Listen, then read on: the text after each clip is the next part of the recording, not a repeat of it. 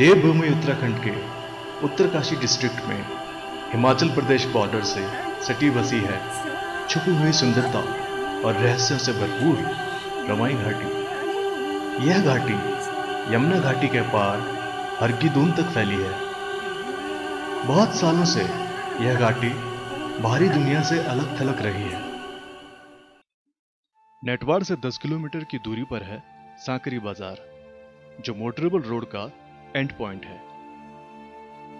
सांकरी बाजार रवाई घाटी के ऊपरी इलाकों का स्टार्टिंग पॉइंट है, जहां के मंदिरों को घाटी से बाहर के लोग एक भ्रमित मिथक के चलते दुर्योधन के मंदिर समझते थे, लेकिन असल में यह मंदिर सोमेश्वर महादेव यानी कि शिव के मंदिर हैं।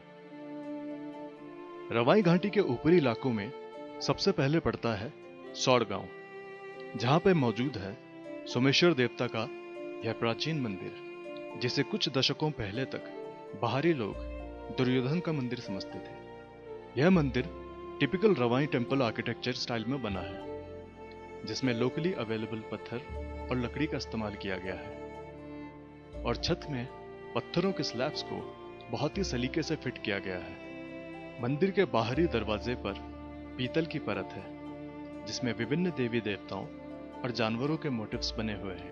इस दरवाजे के अंदर एक और दरवाजा खुलता है, जिसके अंदर मौजूद है सोमेश्वर देवता की मूर्ति। इस घाटी के ऊपरी इलाकों में सबसे पुराना और सबसे बड़ी आबादी वाला गांव है जखोल, जो सांकरी से 19 किलोमीटर दूर है। जखोल गांव में सदियों पुराने लकड़ी के घर आज भी मजबूती से खड़े हैं, जिनमें सुंदर नक्काशी देखते ही बनती है। लकड़ियों के मकान आज भी बनते हुए देखे जा सकते हैं।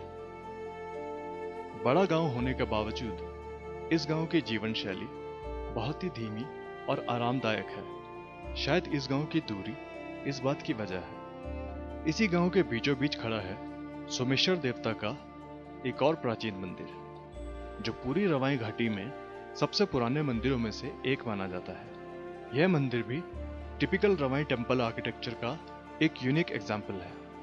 मंदिर की लकड़ी की नक्काशियों में बने मोटिव्स बहुत ही यूनिक हैं।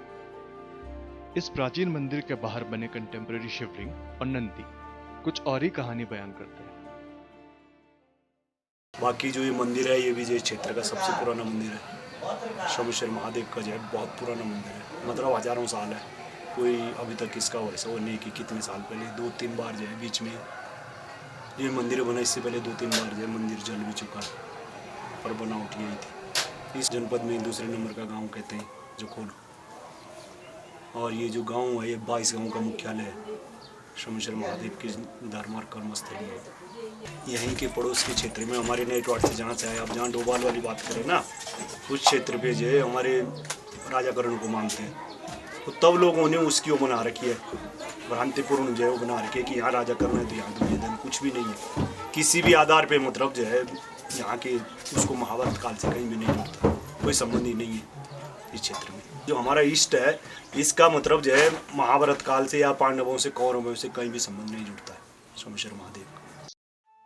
बदलते समय के साथ साथ रवाई घाटी भी बदल रही है, और एक लंबे अरसे से छुपी रही है घाटी देश और दुनिया के लिए खुल गई है। सांकरी स्टार्टिंग पॉइंट है कई ट्रैकिंग डेस्टिनेशंस का, जैसे हरकी-दून, केदारकाठा, रुइंसारा लेक और भड़ासू पास जैसे अनेकों पास।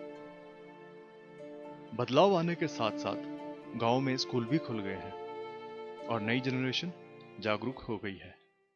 मेरा नाम परमीला रावत है। मेरी एज 16 साल है और मैं प्रोला में पढ़ती हूँ, बट मेरे गांव मेरा सांकरी में है, सौड़ गांव है। और बाहर जाके कुछ बनना चाहूँगी तो मैं उसके बाद अपने गांव की गांव के बारे में काफ़ी कुछ सोचा हुआ है। कुछ करना चाहती हूँ अपने गांव के लिए, अपनी लाइफ में कुछ बनना चाहती हूँ और गांव के लोगों की काफ़ी सेवा करना चाहती हूँ। मेरा नाम परिता रावत, ग्राम सौड़, और मैं 12th क्लास में पढ़ती हूँ। और जो मतलब इधर के रीति रिवाज कैसे उसके बारे में कुछ बताना चाहती हूँ। जैसे कि पहले ज़माने में इधर सड़कें नहीं होती थी और बिजली नहीं होती थी। इनके कुछ फंक्शन होते थे तो मतलब पहले के ज़माने में जो किसान लोग थे उनको कई मेहनत करनी पड़ती थी, तो मतलब जब उनको कुछ लाना पड़ता था तो पैदल यात्रा करनी पड़ती थी। और मतलब पिछले ज़माने में कोई ऐसे पढ़ते नहीं थे, लेकिन हम चाहते हैं कि जो भी है पढ़ना चाहे और आगे बढ़े और अपने फ्यूचर में कुछ करे। और मैं चाहती हूँ, मैं टीचर बनना चाहती हूँ और अपनी लाइफ में ये करना चाहती हूँ कि हमारे जो गांव है उसमें सब कुछ आए, बिजली सड़क जो भी है सब कुछ आए। गांव में ऐसा होता है कि कोई लोग पढ़ाते नहीं है अपने बच्चों को, हम चाहते हैं कि सब लोग पढ़ाएं और अपने बच्चों की इतनी शिक्षा दें कि आगे बढ़े और अपने फ्यूचर में कुछ करे और सब कुछ करना चाहे, जो उनका मन चाहे वो करना चाहिए। बदलते समय ने सोच भी बदल दी है और आज रवाई घाटी दुनिया भर में एक नई पहचान बनाती नजर आ रही है। एक नई पहचान जिसका अस्तित्व है सोमेश्वर महादेव।